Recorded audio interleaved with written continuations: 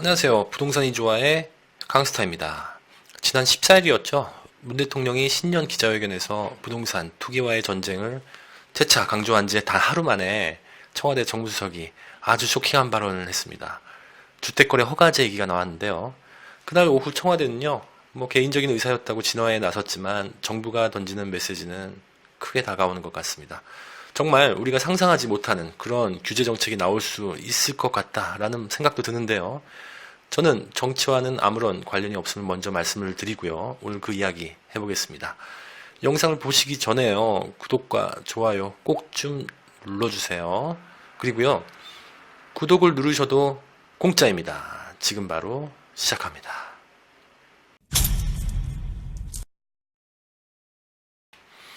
문 대통령 발언 이후에 청와대 고위공직자 두 분이 방송에 나오셔서 한 말들을 좀 유심히 볼 필요가 있을 것 같습니다. 부동산 방향의 큰 흐름을 볼 수 있는 그런 내용이 많았는데요. 일단 김상조 정책실장이 라디오에 출연해서 이런 얘기를 했습니다.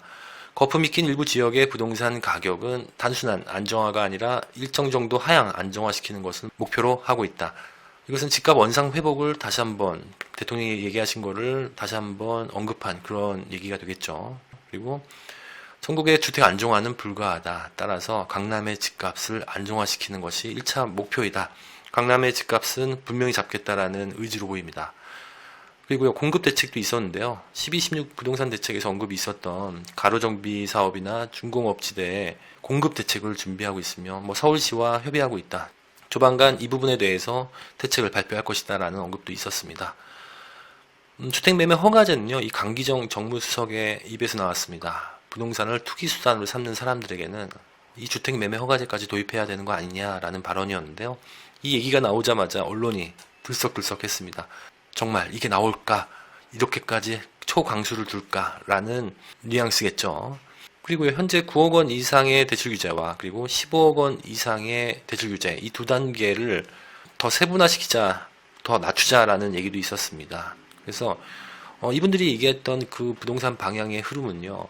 일단 반시장적 부동산 규제도 나올 수 있을 것 같다. 그리고 집값 잡기에 청와대가 총력을 기울이는구나. 이 두 가지를 알 수 있는 그런 언급들이었습니다.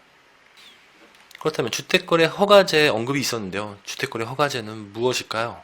주택거래 허가제는요. 부동산을 거래할 때 허가를 받아야만 매매를 할 수 있는 제도입니다. 토지거래 허가제를 확장한 개념인데요. 이 토지거래 허가제는요.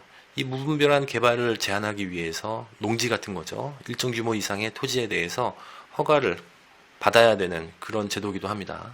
시장을 왜곡하는 대표적인 반시장적 부동산 규제 중에 하나라고 보시면 될 것 같습니다.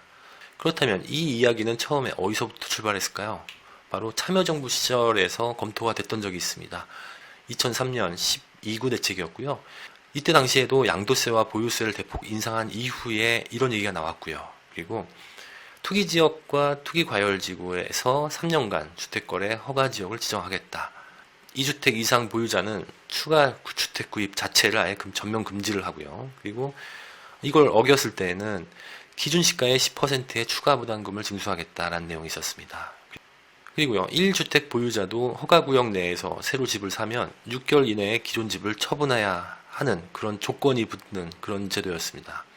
이것을 위반했을 때에는 기준 시가의 3%의 이행 강제금을 징수하도록 하는 그런 내용이 담겨져 있었습니다. 그런데요, 이것을 본 부동산 카페의 반응은 어땠을까요? 몇 가지만 살펴보면요. 위헌의 소지가 있지 않나요? 주택 배급제가 된다. 도입이 시급하다. 강남 40% 하락이다. 이런 얘기가 나옵니다. 찬성과 반대가 있는데요. 주로 반대가 많고요. 거의 공산주의급 발언들이 나오는 것 같습니다. 아무튼 논란의 소지가 있는 정부의 대책이 나올 수 있는 가능성도 충분히 있다는 것을 염두에 두셔야 될 것 같습니다. 거기에 논란이 있는 것들은요. 몇 가지가 있습니다만 대표적으로 한 6가지로 추려볼 수 있는데요. 방금 말씀드렸던 주택거래 허가제가 있을 것 같고요. 그 다음에 개발이익 환수제입니다. 현재 재건축만 적용을 하고 있는데 이것을 재개발로 확대를 한다든지, 그리고 추가 대출 규제가 있을 것 같고요. 9억 원 이하 대출을 축소하거나 9억 원에서 15억 원 주택을 아예 대출 금지를 시키거나, 뭐 이런 것들을 논의하고 있는 것으로 알고 있습니다. 그리고 저는 개인적으로는 찬성입니다만 전월세 상한제 그리고 계약갱신 청구권도 논란의 소지가 좀 있고요. 종부세 기준을 내리는 것도 논의가 되고 있는 것 같습니다. 현재 1주택자가 공시가 9억 원까지 비과세인데요. 이것을 6억 원으로 내리는 것도 검토하고 있는 것으로 알고 있고요. 그리고 재건축 연한을 30년에서 40년으로 확대하는 정책도 고려하고 있는 것으로 알고 있습니다. 이렇게 논란의 소지가 있는 정부 대책이 나올 수도 있겠구나라는 생각을 하셔야 될 것 같습니다. 이제는. 네, 정리해 보겠습니다. 첫 번째는요. 상상을 초월한 초강력한 추가 대책이 조만간 나올 것 같습니다. 빠르면 설이 지난 다음에 나올 것 같고요. 늦어도 제 생각에는 총선 전에는 나오지 않을까 싶은데요. 좀 지켜봐야 될 것 같습니다. 두 번째로는요.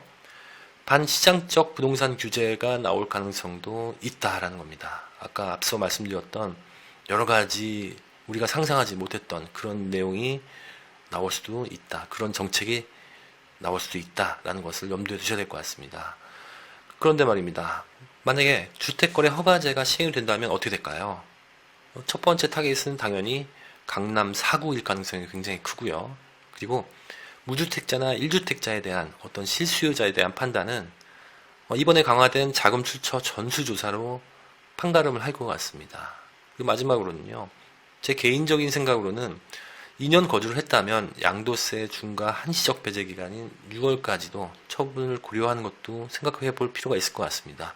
왜냐하면 이런 대책이 나오게 된다면 집을 내놔도 사질 않거든요. 그래서 수익이 적거나 그리고 어느 정도 시세 차익이 있다면 이 기간을 이용하는 것도 좋을 것 같습니다. 마지막으로요. 강스타의 오늘의 한 줄 평 가겠습니다. 51년 전 이승복 군은 이렇게 얘기했죠. 나는 공산당이 싫어요. 지금까지 강스타였습니다.